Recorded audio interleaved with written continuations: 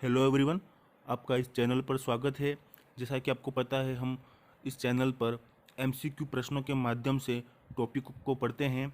आज का जो हमारा टॉपिक है वो है वर्णमाला। वर्णमाला से संबंधित कुछ महत्वपूर्ण सेलेक्टेड प्रश्नों को मैं यहाँ पे लाया हूँ ताकि आपको समय ज़्यादा जाया ना हो। बहुत सेलेक्टेड प्रश्न ही मैंने चूज़ किए हैं। तो शुरू करते हैं हम पहले प्रश्न से। पहला प्रश्न जैसा कि आपको दिखाई दे रहा है स्क्रीन पर, जिन स्वरों को बोलने में कम समय लगता है कहलाते हैं सगोष स्वर, दीर्घ स्वर, लघु स्वर या अघोष। ठीक है, यहाँ पे मिस प्रिंट है। तो इन चारों में से क्या कहलाते हैं जिन स्वरों को बोलने में कम समय लगता है? तो ध्यान रखिएगा, जिन स्वरों को बोलने में कम समय लगता है वो कहलाते हैं लघु स्वर। क्या कहलाते हैं? लघु स्वर। इनको हम बोलते हैं ह्रस्व स्वर भी बोलते हैं। लघु स्वर कौन कौन से होते हैं? अ, ई, उ और री। ठीक है, ये लघु स्वर कहलाते हैं। क्या कहलाते हैं? लघु स्वर कहलाते हैं। और पूछे कुल स्वर कितने होते हैं? तो 11 होते हैं। कुल स्वर 11 होते हैं।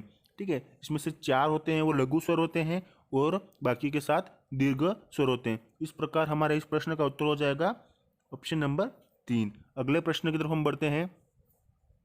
हिंदी वर्णमाला में अयोगवाह वर्ण कौन से हैं? ठीक है, हिंदी वर्णमाला में अयोगवाह वर्ण कौन से हैं? यहाँ पे 4 ऑप्शन दिए हैं। अ और आ, ई और ई, उ और उ, अम या अह। ठीक है, तो ये भी बहुत सिंपल सा प्रश्न है। अयोगवाह वर्ण हमेशा ध्यान रखिएगा अह, ठीक है, अम और अह कहलाते हैं। क्या कहलाते हैं? अम और अह। ठीक है, तो एक पर अनुस्वार दूसरे पर विसर्ग हो तो वो अयोगवाह में आएगा। इस प्रश्न का उत्तर हो जाएगा ऑप्शन नंबर 4। इस प्रश्न का सही उत्तर होगा। अब अगले प्रश्न की तरफ हम बढ़ते हैं। निम्नलिखित में से च कौन सा वर्ण है? ठीक है, निम्नलिखित में से च कौन सा वर्ण है? घोष वर्ण, अघोष वर्ण, स्वर वर्ण या फिर स्वर? ठीक है, तो ये भी बहुत आसान सा प्रश्न है। च है वो अघोष है। क्या? अघोष है। पहली बात तो अघोष होता क्या है वो हमें समझना है। अघोष जिसमें कंपन कम या बिल्कुल नहीं हो। ठीक है, ऐसे ऐसे वर्ण जिनको बोलते समय, जिनके उच्चारण के समय कंपन नहीं हो, ठीक है, या थोड़ा बहुत हो, उसे हम क्या बोलते हैं? अघोष बोलते हैं। क्या बोलते हैं? अघोष। तो इसमें जो च है वो कौन सा है? अघोष वर्ण है। तो इस प्रकार इस प्रश्न का उत्तर होगा ऑप्शन नंबर 2 सही उत्तर होगा। अगले प्रश्न की तरफ हम बढ़ जाते हैं। निम्नलिखित में से आ व उ कौन सा वर्ण है? ठीक है, आ व उ कौन सा वर्ण है? घोष वर्ण, अघोष वर्ण, घोष तथा स्वर या फिर व्यंजन? 4 ऑप्शन दे रखे हैं। तो आ व उ ध्यान रखिएगा घोष तथा स्वर हैं। ठीक है, ये कौन से हैं? घोष भी हैं तथा स्वर भी हैं। घोष भी हैं तथा स्वर भी हैं। तो इस प्रकार इस प्रश्न का उत्तर हो जाएगा ऑप्शन नंबर 3। ठीक है, घोष किसे कहते हैं? जिसमें जिन वर्णों को बोलते समय उच्चारण में क्या हो? कंपन महसूस हो। कंपन महसूस हो उसे बोलते हैं हम घोष। और जिनमें कंपन नहीं होता है उनको बोलते हैं अघोष। ठीक है, तो एक बात और याद रखनी है आपको कि सभी स्वर क्या होते हैं? सभी स्वर घोष होते हैं। क्या होते हैं? घोष होते हैं। यहाँ पे जो प्रश्न का उत्तर हो जाएगा ऑप्शन नंबर 3 सही उत्तर हो जाएगा। अगले प्रश्न की तरफ हम बढ़ जाते हैं। निम्नलिखित में से अग्र स्वर है। निम्नलिखित में से अग्र स्वर है। तो ऑप्शन दे रखे हैं, उनको पता लगाते हैं कौन सा है। अ, ओ, ई या ओ। ठीक है, तो यहाँ पे याद रखना अग्र स्वर हमारा है ई है। क्या है? ई। ठीक है, अग्र स्वर क्या है हमारा? ई है। तो इस प्रश्न का उत्तर हो जाएगा ऑप्शन नंबर 3। ई के अलावा कौन कौन से अग्र स्वर होते हैं? एक तो छोटी ई, बड़ी ई, ए, ऐ और री। ये भी सभी क्या कहलाते हैं? अग्र स्वर। क्या अग्र स्वर क्यों कहलाते हैं? क्योंकि जब हम इन वर्णों को बोलते हैं तो हमारे जीवा के आगे वाले भाग का प्रयोग होता है, तो ये अग्र भाग का प्रयोग होने के कारण अग्र स्वर की कैटेगरी में आ जाते हैं। अगले प्रश्न की तरफ हम बढ़ते हैं। निम्नलिखित में से मध्य स्वर है। मध्य स्वर कौन सा है वो पता लगाना है। अ है, ओ है, ई है या फिर औ है? तो इसमें होगा मध्य स्वर हमारा अ होगा। क्या होगा? अ। ठीक है, अ एकमात्र ऐसा वर्ण है जो मध्य स्वर है। क्या है? मध्य। जीभ के पिछले भाग का, मध्य भाग का प्रयोग होता है इसको, इसलिए मध्य स्वर कहा गया है। इस प्रश्न का उत्तर हो जाएगा ऑप्शन नंबर 1 सही उत्तर हो जाएगा ऑप्शन नंबर 1। अगले प्रश्न की तरफ हम बढ़ जाते हैं। निम्नलिखित में से पश्च स्वर है। निम्नलिखित में से पश्च स्वर कौन सा है? आ है। ठीक है, कौन सा है वो मैं पता लगा। निम्नलिखित में से पश्च स्वर कौन सा है? आ है, ओ है, ई है या औ है। ठीक है, तो स्पष्ट स्वर हमारा कौन सा है? आ है। कौन सा है? आ है। ठीक है, तो आ के अलावा कौन कौन से हैं? ऊ भी स्पष्ट स्वर में आता है, बड़ा ऊ भी स्पष्ट स्वर में आता है। ठीक है, ओ भी स्पष्ट स्वर में आता है और औ भी स्पष्ट स्वर में आता है। क्योंकि स्पष्ट स्वर में क्यों आते हैं? क्योंकि जब हम इन वर्णों को बोलते हैं तो हमारे जो जीभ है उसके पिछले भाग का सर्वाधिक प्रयोग होता है, इसलिए ये स्पष्ट स्वर की कैटेगरी में आते हैं। अगले प्रश्न की तरफ हम बढ़ जाते हैं। ए व ऐ वर्ण क्या कहलाते हैं? ए व ऐ वर्ण क्या कहलाते हैं? ठीक है, ध्यान से पढ़ना है प्रश्नों को। नासिकी कहलाते हैं, मूर्धन्य, ओष्ठ्य या कंठ तालव्य। ए व ऐ क्या कहलाते हैं? कंठ तालव्य कहलाते हैं। क्या कहलाते हैं? कंठ तालव्य का मतलब कंठ और तालु दोनों का प्रयोग होता है उनके उच्चारण में, इसलिए ये कंठ तालव्य के कैटेगरी में आते हैं। इस प्रश्न का उत्तर हो जाएगा ऑप्शन नंबर 4। ऑप्शन नंबर 4 इस प्रश्न का उत्तर हो जाएगा। अगले प्रश्न की तरफ हम बढ़ते हैं। दिए गए विकल्पों में से अर्धविवृत स्वर का उदाहरण कौन सा है? दिए गए विकल्पों में से अर्धविवृत स्वर का उदाहरण कौन सा है? ध्यान से पढ़ना है प्रश्नों को। ई, ऐ, हे, ओम। तो अर्धविवृत कहलाता है हमारा ऐ। क्या कहलाता है? अर्धविवृत। इसको बोलते हैं अर्धविवृत। क्या? आधा विवृत। अब पहली बात, तो विवृत क्या होता है?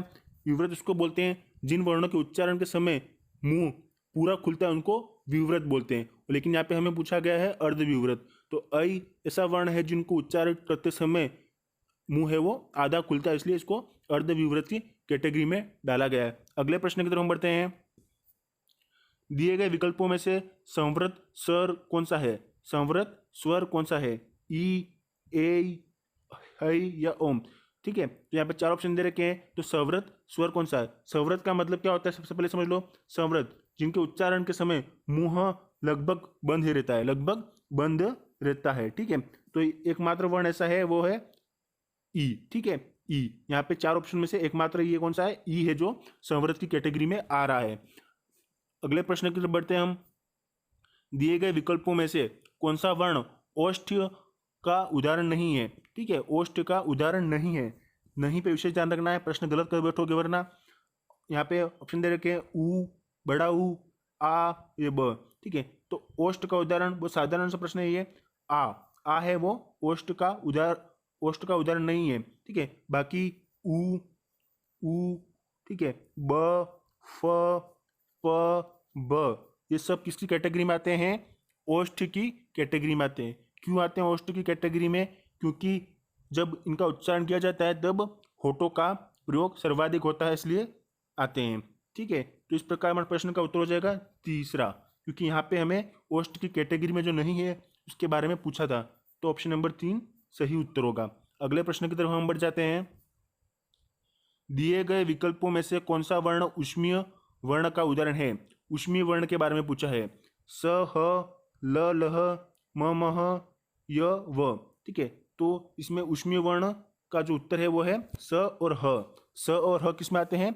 ऊष्मीय वर्ण में आते हैं। ठीक है, ये श, श, ठीक है, श और ह, ये चारों किस में आते हैं? ऊष्मीय वर्ण में आते हैं। ऊष्मीय वर्ण क्या होते हैं? जिनके उच्चारण के समय, ठीक है, ऊष्मा का प्रसार होता है, ऊष्मा क्रिएट होती है, उसको हम क्या बोलते हैं? ऊष्मीय वर्ण बोलते हैं। तो ये 4 आपको याद रखने हैं, ये ऊष्मीय के अंदर आते हैं। अगले प्रश्न की तरफ हम बढ़ते हैं। दिए गए विकल्पों में से कौन सा दंत्य व्यंजन का उदाहरण है? दंत्य व्यंजन। ठीक है, दंत्य व्यंजन मतलब जिनके उच्चारण में दांतों का प्रयोग सर्वाधिक हो, दांतों का प्रयोग सर्वाधिक हो। फ है, फ है, र या त। ठीक है, तो ऐसा वर्ण है त। ठीक है, त है, उसके उच्चारण में क्या होता है कि दांत का प्रयोग सर्वाधिक होता है, इसलिए ये किस में आएगा? दंत व्यंजन के उदाहरण में आएगा। अगले प्रश्न की तरफ हम बढ़ते हैं। दिए गए विकल्पों में से कौन सा तालव्य का उदाहरण है? दिए गए विकल्पों में से कौन सा तालव्य का उदाहरण है? फ, य, त। ठीक है, तो तालव्य का उदाहरण है वो है ऑप्शन नंबर 3। य क्या होता है? तालव्य के, इसमें जब य का उच्चारण करते हैं तालु का प्रयोग होता है। इसके अलावा ई, बड़ी ई, च वर्ग पूरा, और ठीक है, यह तो है ही सी। ठीक है, ये सब किस में आते हैं? और श, ये सब किस में आते हैं? तालु के उच्चारण में आते हैं, इसलिए तालव्य के उदाहरण हो गए। लेकिन हमें यहाँ पे एक ही पूछा है, तो यहाँ पे यह है। इस प्रकार प्रश्न का उत्तर हो जाएगा ऑप्शन नंबर 3 हो जाएगा। अगले प्रश्न की तरफ हम बढ़ते हैं।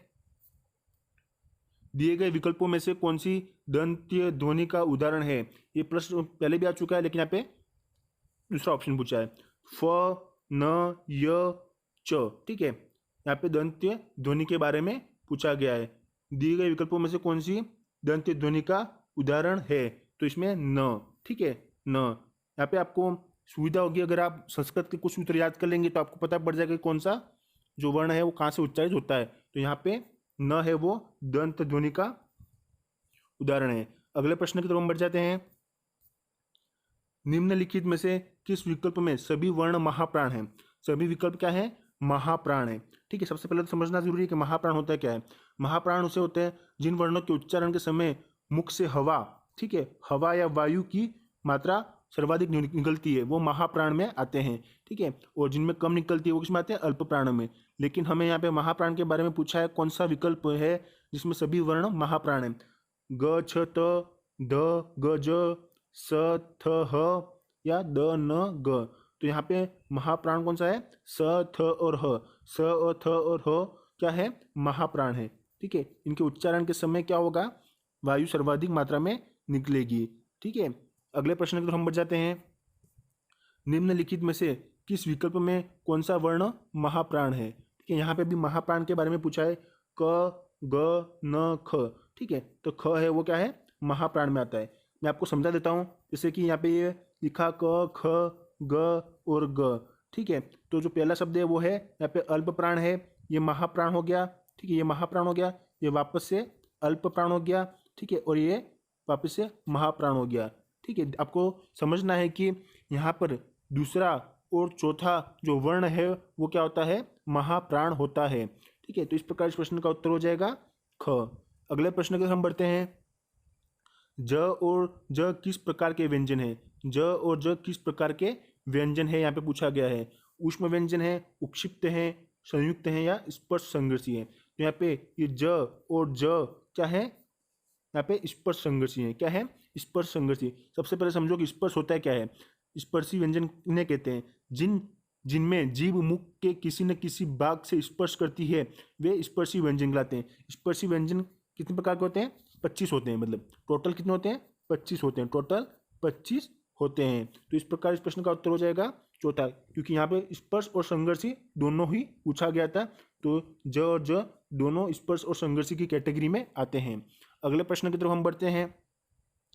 दिए गए विकल्पों में से अर्ध संवृत का उदाहरण कौन सा है? दिए गए विकल्पों में से अर्ध संवृत का उदाहरण कौन सा है? ओ, ई, हे या उ। ठीक है, यहाँ पे अर्ध संवृत के बारे में पूछा है, तो अर्ध संवृत ओ। ठीक है, अर्ध संवृत का क्या आएगा? ओ आएगा। क्यों? क्योंकि इनमें क्या होता है, जब इनका उच्चारण होता है तो मुंह थोड़ा सा क्या होता है? थोड़ा सा खुला रहता है। ठीक है, पूरी तरह से बंद नहीं रहता है, इसलिए अर्ध संवृत की उदाहरण कैटेगरी में आएगा। ठीक है, इस प्रश्न का उत्तर हो जाएगा ऑप्शन नंबर 1 सही उत्तर हो जाएगा। अगले प्रश्न की तरफ बढ़ते हैं। दिए गए विकल्पों में से विवृत स्वर का उदाहरण है। विवृत स्वर का उदाहरण है आ, ई, री, उ। ठीक है, तो विवृत मैंने आपको समझाया था, जिनमें मुख का द्वार पूरा खुले। ठीक है, उसको क्या बोलते हैं? हम विवृत बोलते हैं। तो यहाँ पर आ है वो किस में आता है? विवृत की कैटेगरी में आता है। इस प्रकार इस प्रश्न का उत्तर हो जाएगा ऑप्शन नंबर 1 सही उत्तर होगा। अगले प्रश्न की तरफ हम बढ़ते हैं। निम्नलिखित में से किस शब्द में तालव्य वर्ण का सही प्रयोग हुआ है?